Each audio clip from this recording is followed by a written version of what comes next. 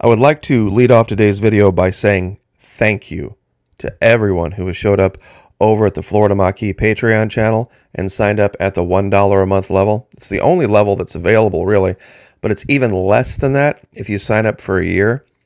It makes a big difference in my life, and I appreciate it more than you know, and I've been remiss in not doing this more often. Thank you. I really do appreciate it.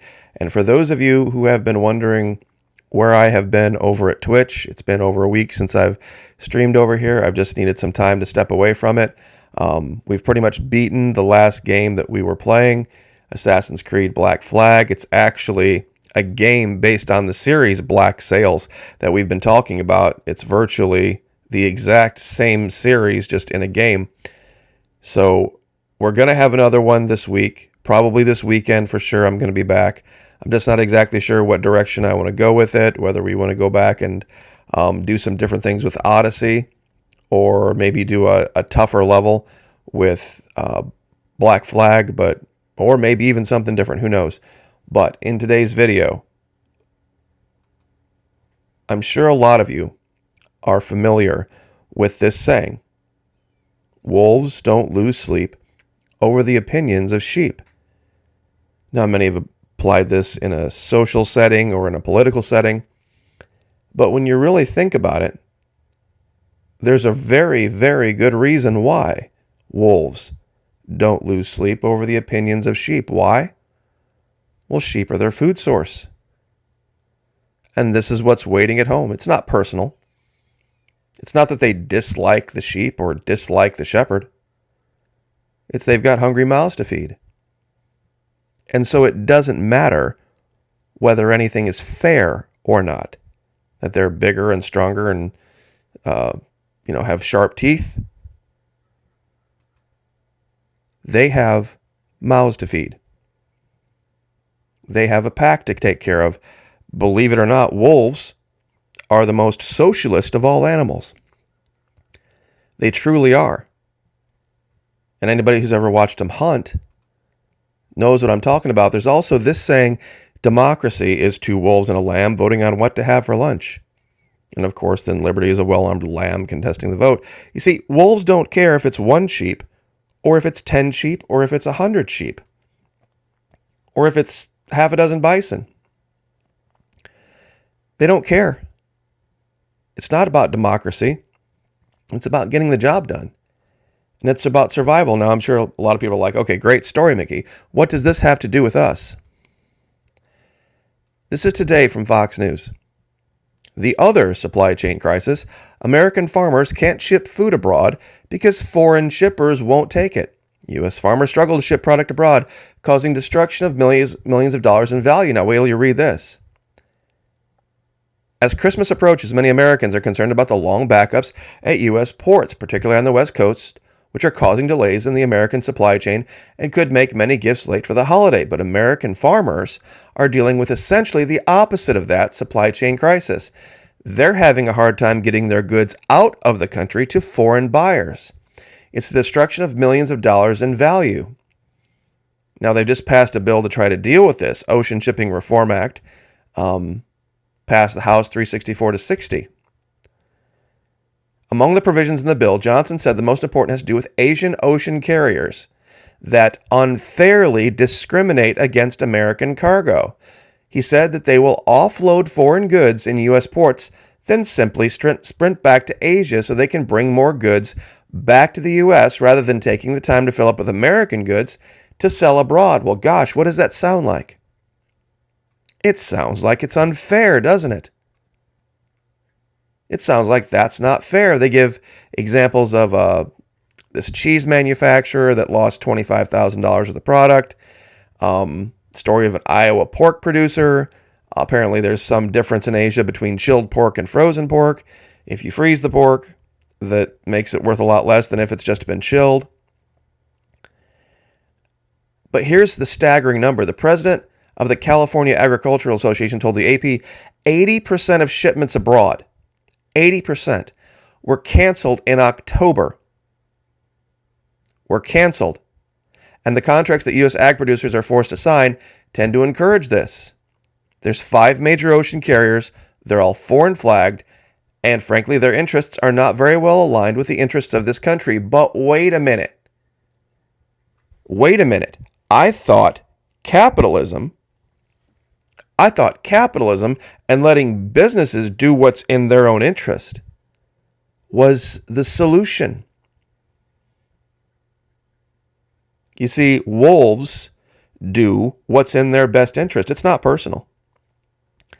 And they're incredibly socialist. They'll do what's necessary to feed the cubs. And that means work together, if it means do things unfairly, if it means single out the weakest. See, it's not fair that, the 12 wolves here aren't fighting these 6 giant bison. It's not fair. It's totally unfair. They find the weakest one, they circle it out, and we all know how this ends. That's why there are still wolves. But yet there are still bison, and yet there are still sheep. It seems entirely unfair, doesn't it? But you see, that's the end. That's the end of these things. It's one of those, be careful what you wish for, you might get it. Because there might be those out there who are better at it than you think they are. Now, on that same line of those out there who are better than you think they are, I'm sure a lot of people are aware of what they're looking at here. It's from the 1970s, it's Star Wars and lasers and pew-pew and all this kind of stuff. And one of the funny things about this whole series that nobody ever asked was, why were the rebels, the ragtag group, in possession of such superior technology? I mean, whoever saw an X-Wing versus a TIE fighter would have thought, wait a minute, the Empire is the big, powerful entity with all of the money and all of the control and all of the ability to manipulate events, yet their fighters are just crap versus X-Wings. X-Wings had more lasers and were faster and more maneuverable.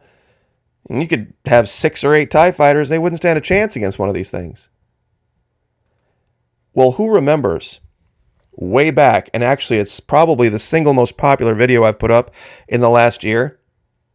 Who remembers way back when Dutch, and I'm just going to leave the name there, it's the Dutch something, Dutch Ents, whatever, was watching telemetry across the United States and picked up these flashes coming from Florida up to Tennessee. There were actually a couple of different ones. And there was another one over here, Louisiana up to somewhere around, I believe, in Oklahoma. And we went over this and narrowed this down, that these might have been laser tests, and some believed it and some didn't. Well, guess what?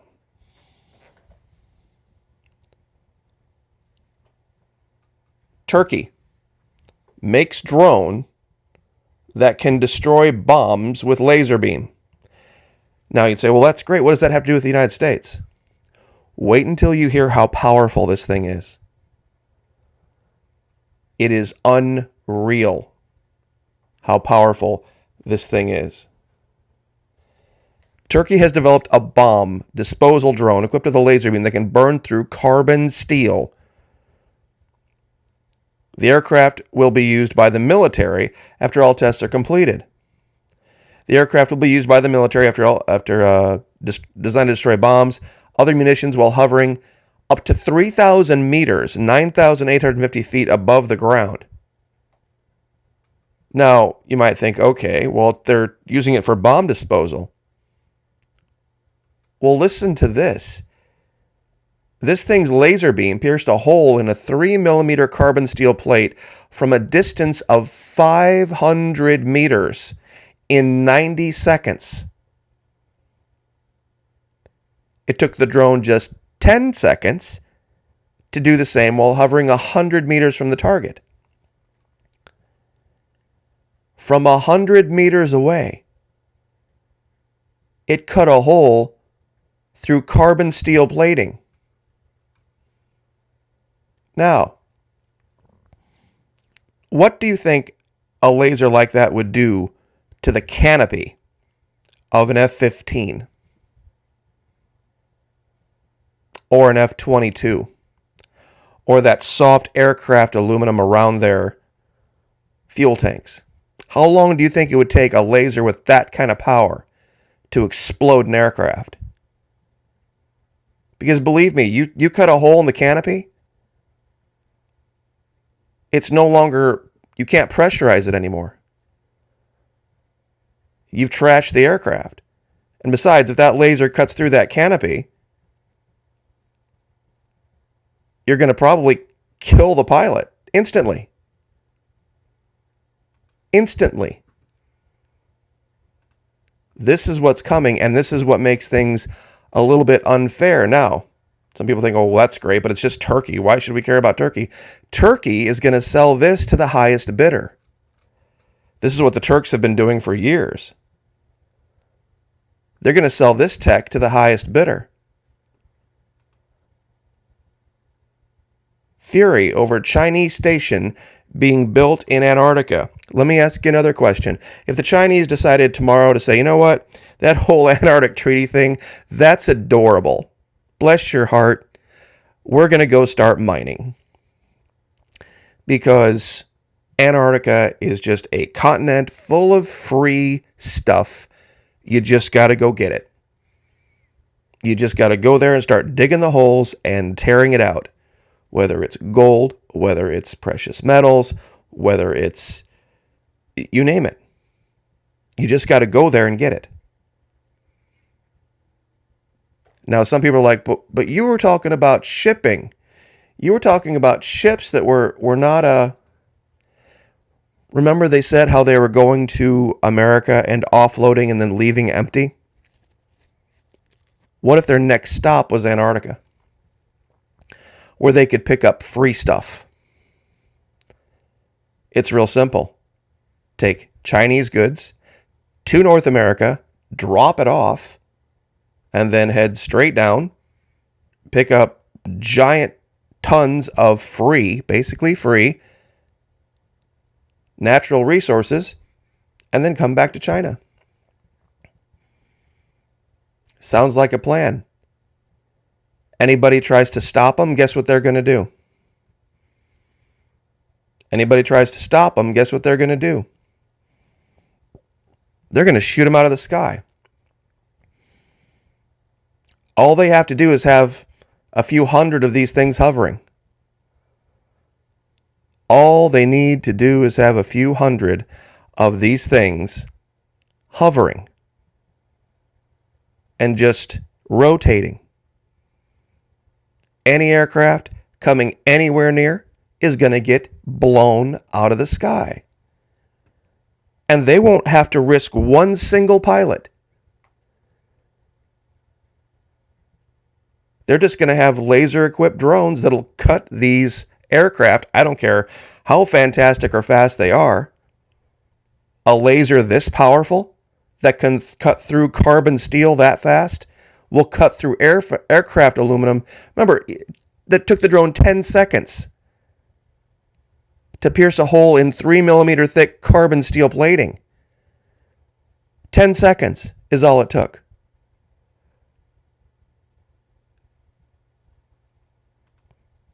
This is going to be the thing that causes what we talked about yesterday. Prominent U.S. billionaire forecasts new economic world order. See, because the U.S. is so caught up now on wanting things to be so fair all the time. And China does this and it's unfair, and China does that and it's unfair. Capitalism is unfair. Capitalism is unfair. Business of all kinds is unfair. And it goes back to the wolf. The wolf doesn't care if it's unfair that in the method that it uses to feed its cubs. In fact, it's likely the wolf is going to choose the most unfair method. Expending the least amount of energy. Not personal. They got pups. That's just life. That's just reality. And what kind of made me think about it was this game. And I know it's strange that a game would make you think about something in reality, but it's a game based on what really happened in the 17th and 18th centuries in the New World, the golden age of piracy, and how unfair it was. There was a bunch of free resources just laying around for those who had the ability and the desire to go get them. And those who did a really good job of it became those who were in charge. It became, the new world order of that time. There was a line in The Patriot, and I'm sure a lot of you are going to be familiar with it, where Lord Cornwallis is talking to Colonel Tavington about the ghost, the character that they can't seem to find. And he says, in the New World, the aristocracy is going to be landowners. And Colonel Tavington, in exchange for taking the gloves off, so to speak, to deal with the ghost, says, tell me about Ohio. Meaning he wanted land. So you have to wonder. You truly have to wonder if the new aristocracy in Antarctica is going to have the same attitude. That there are people who are going to be lining up to say, okay, China, we'll assist you this way, we'll assist you that way, but we want this section of Antarctica, we want that section of Antarctica, we want this area here and that area there, and we'll do this, and this for you. See how that works? Capitalism 101. Wolves. Wolves don't lose sleep over the opinions of sheep. And it ain't personal. I'll leave it there. God bless. Once again, thank you so much. I appreciate the support on Patreon more than you guys know. It really helps out, especially around the holidays. $1 a month, believe me, if even a small fraction of my 130,000 subscribers here would step up for $1 a month, we wouldn't have to worry about YouTube censorship for very much longer. So I'll leave it there. God bless. Have a great weekend. Like, share, subscribe. And we will see you, Lord willing, tonight on Twitch. Take care.